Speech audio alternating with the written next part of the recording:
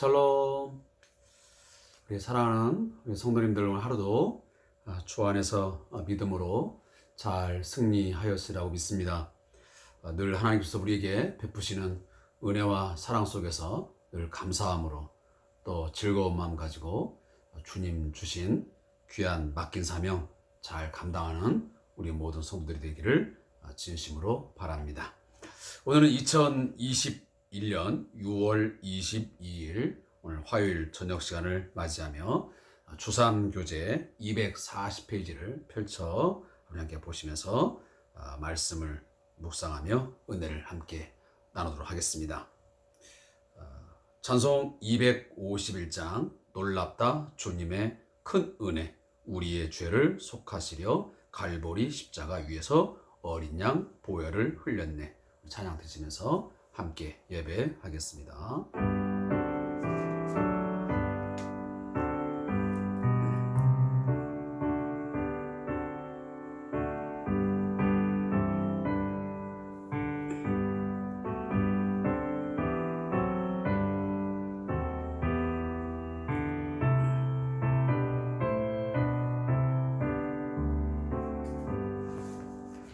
놀랍다 주님의 큰 은혜 우리의 죄를 속하시려 갈보리 십자가 위에서 어린 양 보혈을 흘렸네.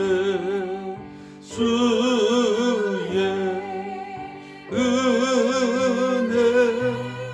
우리의 죄를 다 씻었네. 주의 은혜 우리의 죄를 다 씻었네. 죄악은 성난 파도같이 우리 영혼을 위협하나 헤아릴 수 없는 주 은혜 십자가 위에 보이셨네. 주의 은혜 우리의 죄를 다 씻었네. 주의 은혜 우리의 죄를 다 씻었네.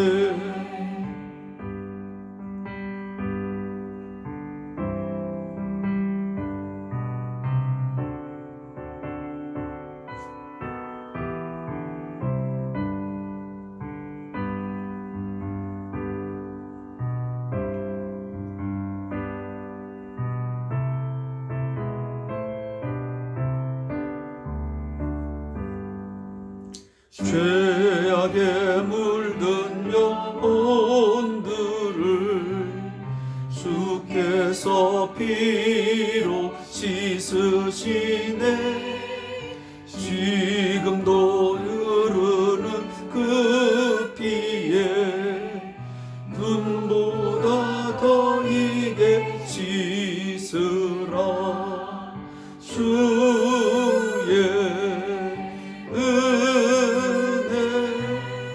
우리의 죄를 다 씻었네. 주의 은혜 우리의 죄를 다 씻었네. 비할 수 없는 그 은혜를 믿는 자에게 거저주네. 형제여 주 앞에 나와서 더 지체 말고 꼭 받으라. 주의 은혜 우리의 죄를 다 씻었네.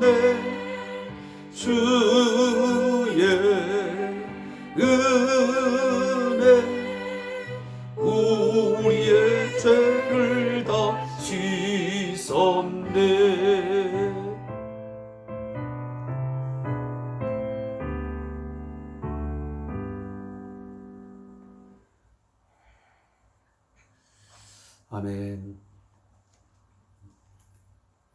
오늘 이 찬양을 들으시면서 우리 함께 이러한 고백이 있었으면 좋겠습니다.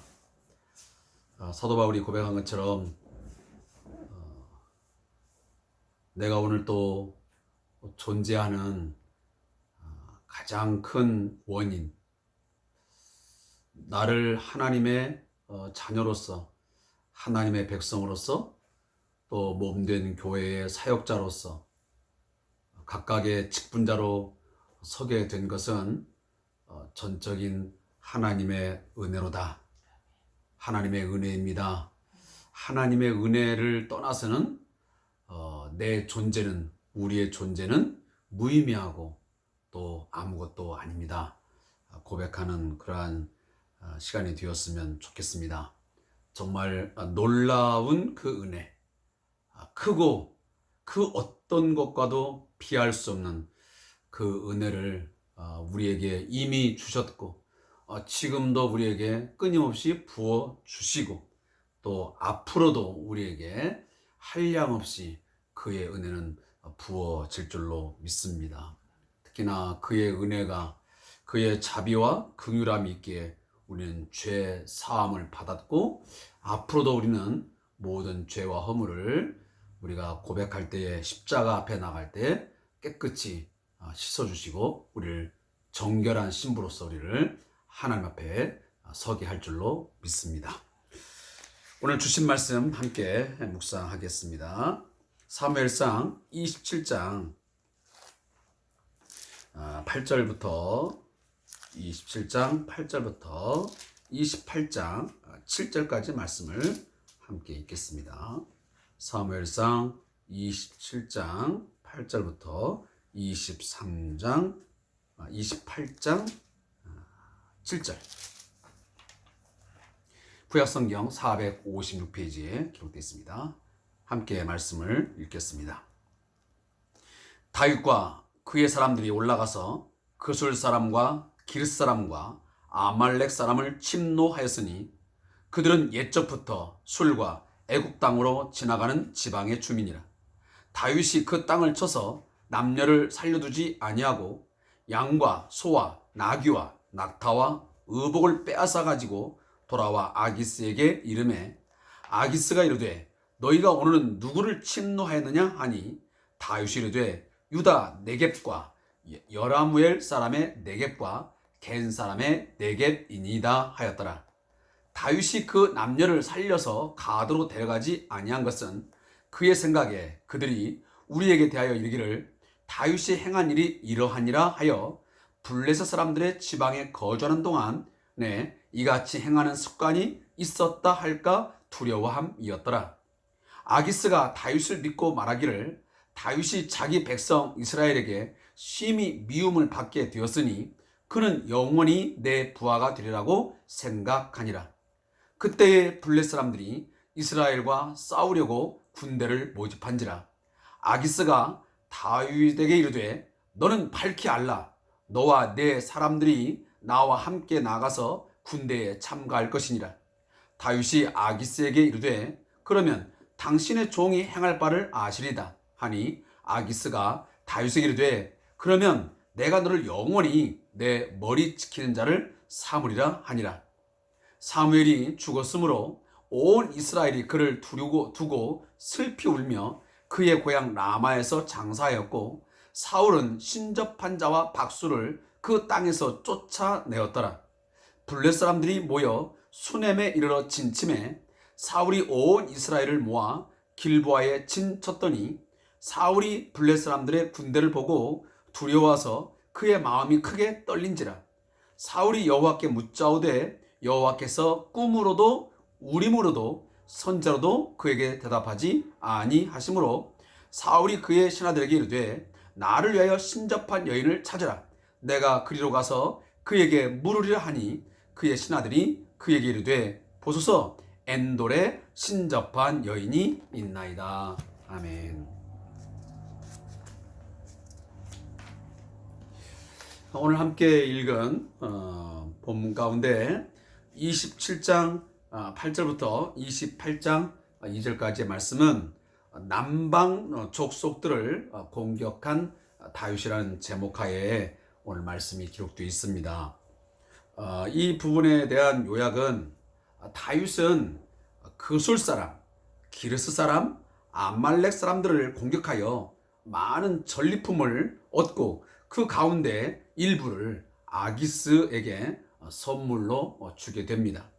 다윗은 아기스에게 네겝 지역을 공격하여 전리품을 얻었다고 거짓으로 말하여 그의 환심을 사게 됩니다. 아기스는 다윗을 더욱 신뢰하게 되고 그 신뢰를 기반으로 하여 이스라엘과의 전쟁에 데리고 나가게 됩니다. 오늘 그 본문을 보게 되면 앞전에서 우리가 함께 이미 읽은 바 있었지만 다윗은 위급한 상황 속에서 끊임없는 그 사울의 추격, 어떤 생명에 대한 위협, 그것을 느낀 나머지 내가 더 이상 사울을 피하여 숨을 곳이 이 땅에서는 더 이상 없겠다. 이스라엘 유다 땅에서는 도무지 내가 피하여 생명을 보존할 수 없겠다라고 하는 나름 판단하고 결정을 하여 그가 비로소 블레셋 땅으로 결국은 도피처로 삼아 떠나게 됩니다. 어찌 보면 이것이 결정적인 그의 어떤 과오로 생각이 되어집니다. 이제 블레셋 땅 그 가드 사람 아기스가 이제 통치하고 있는 그 땅에 이제 들어와서 잠시 이제 머물게 되고 이제 거기에서 시글락이라는 땅을 얻어가지고 이제 그 다윗의 사람들과 함께 약 1년 이제 4개월 동안 머물게 되지 않습니까? 근데 이제 그곳에서 이 시글락에 머무는 동안 이 다윗이 전쟁을 스스로 이제 치르게 됩니다. 그것이 오늘 본문 27장 이제 8절 이하에 나오고 있는 말씀입니다. 그래서 다윗과 그의 사람들이 올라가서 그술 사람, 기르스 사람, 아말렉 사람을 침노하였으니 그들은 옛적부터 술과 애굽 땅으로 지나가는 지방의 주민이라 그랬습니다. 자, 여기 나오는 지금 이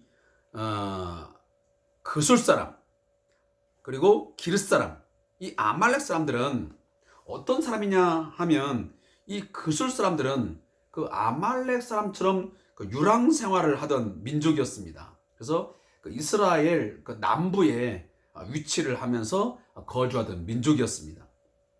그리고 우리가 아말렉 사람들은 너무도 잘합니다.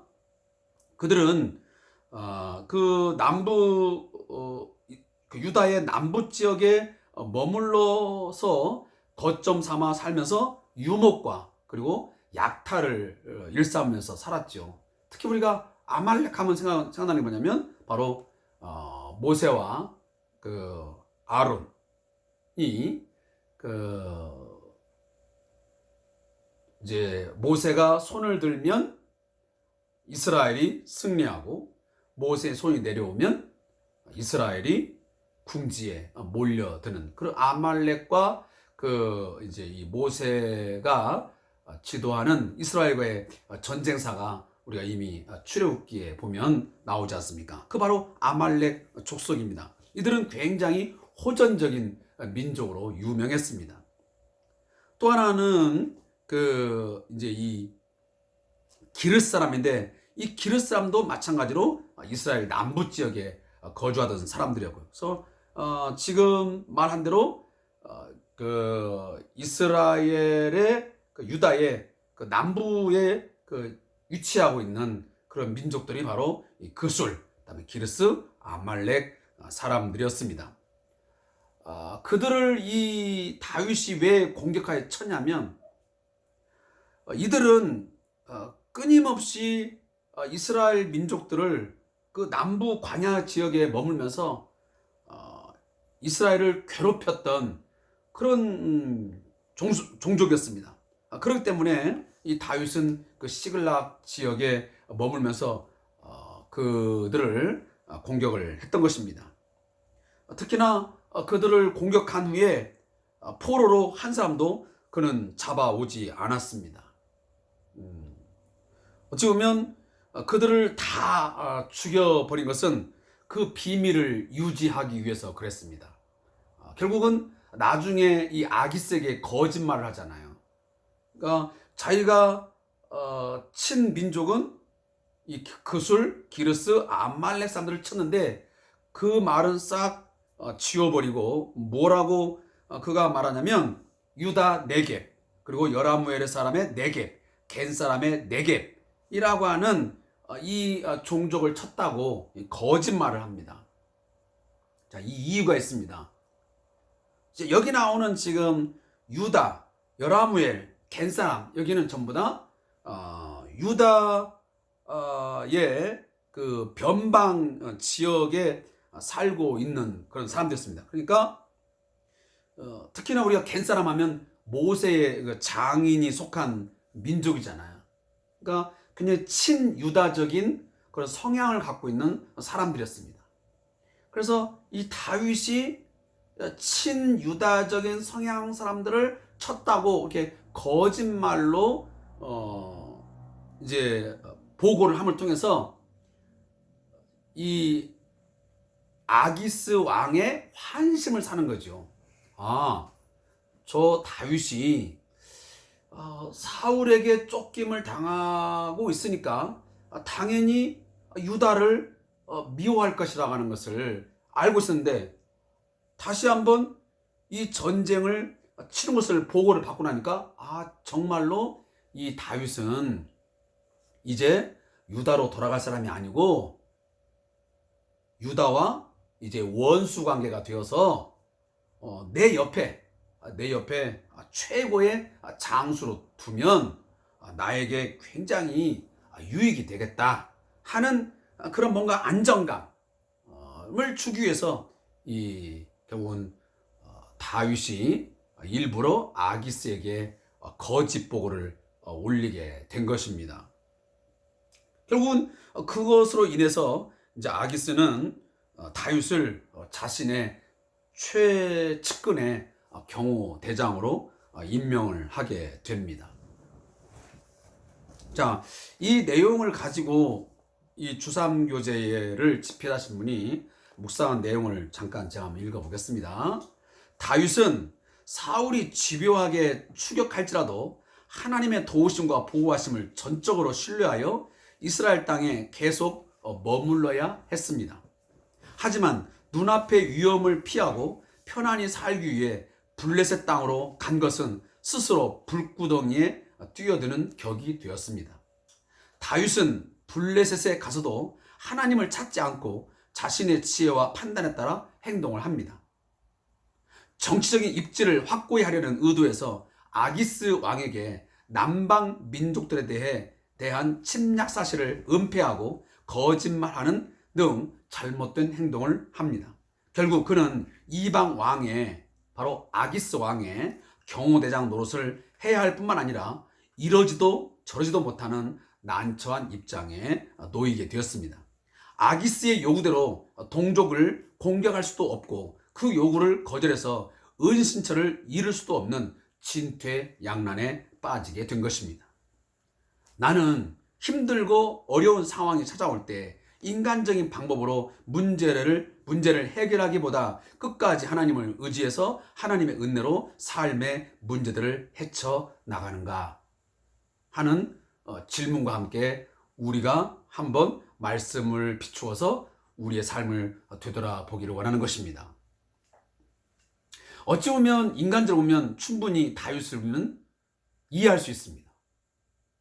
그러나 성경은 우리에게 인간적인 어떤 동정, 어떤 공감, 이것을 요구하는 것이 아니고 분명히 하나님의 백성으로서의 가장 삶의 어떤 결정적인 어떤 기준, 그 원칙, 이것을 끊임없이 우리에게 이야기하고 있는 것입니다. 우리 믿는 사람은 예수를 믿는 우리들은 어떠한 어렵고 힘든 상황에서도 철저하게 하나님의 뜻을 찾고 하나님의 방법을 구하면서 우리가 살아야지, 그렇지 아니하고 인간적인 방법, 모든 사람들이 공감할 수 있는 그런 이해될 수 있는 것을 쫓아가면 때로는 이것이 우리의 삶을 더더욱 어렵게 만드는 것입니다. 오늘 다윗이 바로 그러한 우를 범한 것입니다. 인간적으로 보면 더 이상 유다 땅에 머물 수 없으니까 블레셋 땅이라도 가는 것이 최선의 방법일 수 있습니다. 그러나 그것으로 인해서 결국은 그가 정치적인 입지는 구축했지만 아기스 왕의 경호대장으로서의 위치는 확고하게 세웠지만 결국 이 일로 인해서 이 아기스가 뭐라고 말합니까? 이스라엘과 곧 전쟁이 이제 이루어지게 되는데 그 전쟁터에 나와 함께 나가자고 그에게 제안을 하게 됩니다. 결국은 다윗은 자기의 동족을 향해서 칼을 겨누어야 되는 이런 상황에 이제 처하게 된 것이고, 또 안 하자니 이미 아기스 왕에게 그 도피처로 시글락이라는 땅을 얻었는데 그 도피처를 잃을 수 있는 그런 진퇴양난에 빠지게 된 것이죠. 오히려 얽히고 설켜버린 그런 상황에 지금 내몰리게 된 것입니다. 바로 우리가 그런 것입니다. 내 힘으로, 내 인간적인 어떤 생각으로 그 문제를 해결하려고 이걸 잡아보면 결국은 그것 때문에 그 당시엔 최선인 줄 알았는데 오히려 그것이 내 발목을 잡는, 그리고 더 큰 어려움의 함정에 빠지게 하는 그런 상황이 될 수 있다라고 하는 것을 오늘 본문이 우리에게 말하고 있는 것입니다. 그리고 28장 3절부터 7절까지 말씀하면 사무엘을 만나려고 무당을 찾는 그 사울의 모습을 오늘 우리가 함께 보았습니다. 자, 여기 지금 상황을 보면, 자, 왕 제도를 세운 것은 전적으로 이스라엘의 왕은 모든 것에서 하나님의 뜻을 묻고 하나님의 어떤 지혜를 공급받아서 하나님의 생각대로, 하나님의 말씀대로 다스려야 됩니다. 그런데 이 왕 제도화 속에서 첫 왕으로 선택되어 등극한 이 사울, 결국 극단적인 행동을 하게 됩니다. 결국은 하나님의 말씀을 버리고 여호와의 영이 떠나버린 그 사울, 어떤 모습까지 결국은 추락해버리냐면 왕으로서는, 그리고 하나님을 섬긴 자로서는 도무지 상상할 수 없는 신접한 여인을 찾고 찾아가는 것입니다. 요즘 말로 말하면 무당을 찾아가는 것이죠. 지금과 그 상황이 이제 어느 정도인지 모르겠지만 어찌 보면 지도자가, 신앙적인 지도자가 무당을 찾아가서 문제를 해결하기 위하여 엎드리는 거나 거의 비슷한 것입니다. 여기 신접한 자라는 것은 죽은 자의 혼을 불러내서 사후 세계와 이렇게 교통하는 자를 바로 신접한 자라고 합니다. 다시 말하면 귀신과 서로 대화를 나누면서 사후의 어떤 이런 이야기들을 나누는 것입니다. 박수는 바로 점 또는 마술 등의 방법을 통해서 미래에 관한 지식을 알려주는 이 점쟁이가 바로 박수입니다. 여러분 알다시피 이미 그 모세 오경에도 보면 당시에 이 고대 근동 사이에 이런 박수 또 이런 신접한 자, 이런 자들이 굉장히 많았습니다. 따라서 그러한 자들을 멀리하라고, 그들과 함께 하지 말라고 하나님께서는 모세를 통하여 여러 번 경고했습니다. 그들과 함께한 자를 하나님이 결단코 용납하지 아니하겠다고 하는 것을 거듭거듭 말씀을 통해서 전해 주었습니다. 그런데 첫 번째 왕으로 선택된 사울, 이 극한 상황 속에서 결국은 스스로 자기 파멸의 길을 재촉하고 있는 것을 보게 됩니다. 그래서 이 사울이 신접한 자와 박수를 이미 그 땅에서 쫓아내었었는데 또다시 지금 전쟁 상황이 벌어지니까 무당을 그리고 신접한 자를 찾아 나서는 것입니다. 누가 쳐들어왔습니까? 바로 이 블레셋 사람들이 이 수넴이라는 지역에 진을 치고 오늘 이스라엘을 공격해 들어온 것입니다. 그래서 여기 보면 4절에 보니까 길보아에 진 쳤더니 그랬습니다.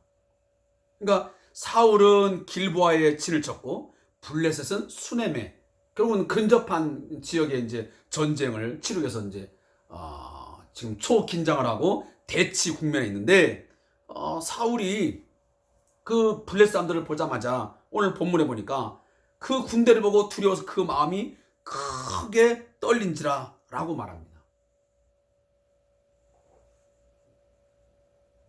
그러면서 하나님 앞에 이 전쟁을 어떻게 해야 될지를 물었습니다. 그랬더니 하나님이 꿈으로도 우림으로도 선대로도 대답을 하지 않습니다. 대답하지 않는 것은 당연하죠. 이미 그는 하나님께 버림받은 자입니다. 하나님의 영이 떠난 자입니다. 여호와가 부리는 악신이 그를 주장하는, 어떻게 보면 인간의 욕심과 야망, 인간의 생각으로 꽉 찬 그런 삶을 살아가는 사람이었습니다. 근데 그 사람이 오늘 그 위기 속에서 하나님의 구한들, 하나님이 그에게 무엇을 말하겠으며 또 말씀한들 그가 알아듣긴 하며 깨달았겠습니까? 따라서 하나님은 그에게 전혀 말씀하지 않았습니다. 자, 그런 답답한 상황에 이르자 오늘 사울이 그 신하를 시켜서 신접한 여인을 찾으러 갑니다. 그랬더니 신하가 하는 말이 엔돌에 있는 신접한 여인이 있다고 이제 소개를 하는 글로 오늘 본문이 맞춰지고 있습니다. 물론 더 이제 앞으로 뒤에 가보면 그런 상황이 나오겠지만 사랑하는 성도 여러분, 이건 거의 끝을 보는 것입니다. 오늘날 우리 교회 안에도 중직자들 가운데, 직분자들 가운데 어떤 삶의 문제가 긴박할 때에, 정말 답답한 상황이 이럴 때에 근처에 있는, 아니면 유명하다고 하는 무당을, 점쟁이를 찾아가서 점을 보고 하는 일들이 암암리에 있다는 것을 저는 들었습니다.